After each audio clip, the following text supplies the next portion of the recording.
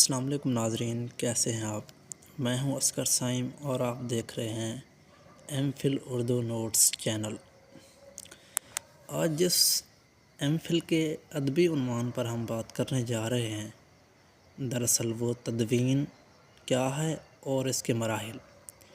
آج ہم بات کریں گے تدوین کیا ہے، تدوین کی تعریف آسان الفاظ میں کیسے ہو سکتی ہے، اور ایک جو تدوین کرنے والا مدون ہے اس کے جو وہ جن مراحل سے ایک متن کو گزارتا ہے وہ کون کون سے مراحل ہیں، ان پر بات کریں گے ہم۔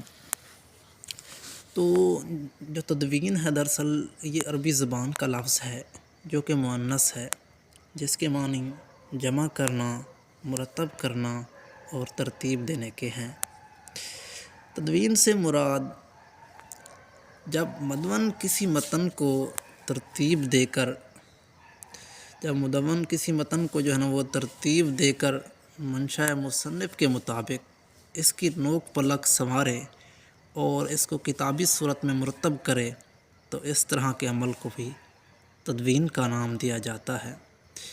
اب اس کی کچھ دوسری تعریف آسان لفظوں میں یوں بھی ہو سکتی ہے، کسی کتاب میں غلطیاں موجود ہوں، اس کتاب کی املائی غلطیوں کو دور کر کے اس کو دوبارہ ترتیب دینا بھی تدوین کے عمل میں آتا ہے۔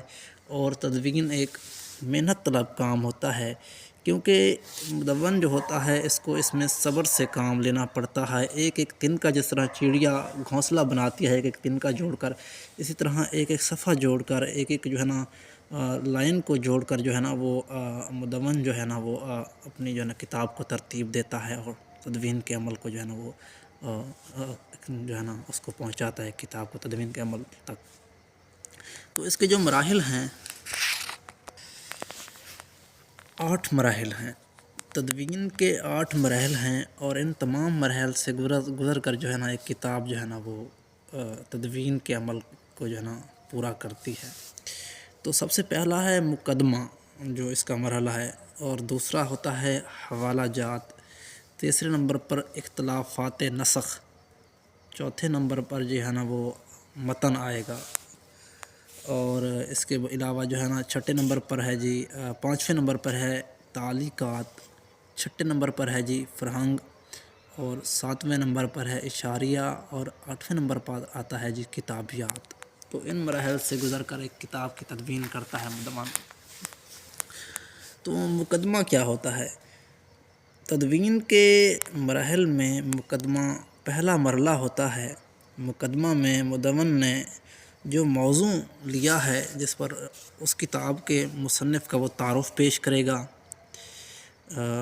کتاب کا تعارف پیش کرے گا جو ہے نا، اور اہم لفظوں کو جو ہے نا اس میں جو ہے نا وہ اجاگر کرے گا۔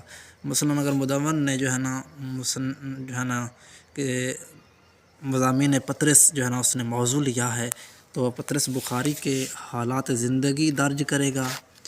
اس کے بعد مضامین پطرس کا تعارف بھی پیش کرے گا، تھوڑا سا تنقیدی جائزے کے ساتھ بھی وہ پیش کر سکتا ہے۔ اس کے حوالے سے دوسرے نمبر پر جی حوالہ جات۔ تو مقدمہ درج کرنے کے بعد جو دوسرا مرحلہ ہے جی تدوین کے مراحل میں وہ دوسرا مرحلہ حوالہ جات ہے۔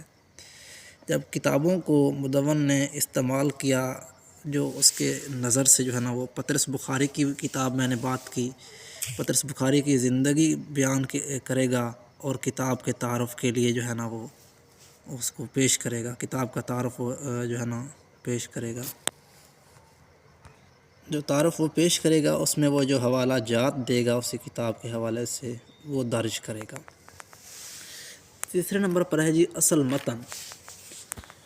مقدمہ اور حوالہ جات کے بعد اصل متن کو لگایا جاتا ہے، وہ کتاب میں اصل متن کو لگائے گا۔ اس متن کو جس کو مدون نے اساسی نسخہ جو ہے نا بنایا ہوگا، یعنی کہ جو سب سے قدیم ہوگا یا مصنف کی زندگی میں شائع ہوا ہوگا، وہ اس کو اساسی نسخہ بنا کر جو ہے نا وہ جس میں کم غلطیاں ہوں گی اس کو بنا کر وہ جو ہے نا وہ اپنی جو ہے نا کتاب کے ساتھ وہ اٹیچ کرے گا۔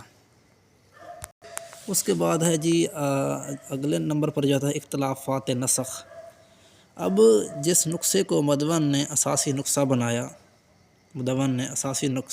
نسخہ بنایا، اس کو مد نظر رکھے گا جو اس کے بعد دیگر ایڈیشن، اس کے بعد جو دیگر ایڈیشن آئے یا شائع ہوئے ان کو سامنے رکھے گا۔ ایک تو اساسی نسخہ جو ہے نا وہ بنائے گا جو مصنف کی زندگی میں شائع ہوگا، اور یا کوئی قدیم ترین ہوگا جو، تو اس کو وہ اساسی نسخہ بنائے گا، اور باقی جو دیگر سن میں جو ہے نا ان کی اشاعت ہوئی تو ان کو سامنے رکھتے ہوئے اختلافات جو ہوں گے ان کی نشاندہی کرے گا، اور دیکھے گا کہ کہیں کمپوزنگ کی غلطی ہے، یا کہیں کوئی لائن مس ہو گئی ہے، یا کہیں کوئی پیج پھٹا ہوا ہے، یا کچھ درج نہیں ہے، تو وہاں جو ہے نا وہ اس کے مطابق جو ہے نا وہ ترتیب دے گا، نشاندہی کرے گا، پھر آگے چلے گا۔ اس کے بعد آ جائے ہمارے پاس تعلیقات۔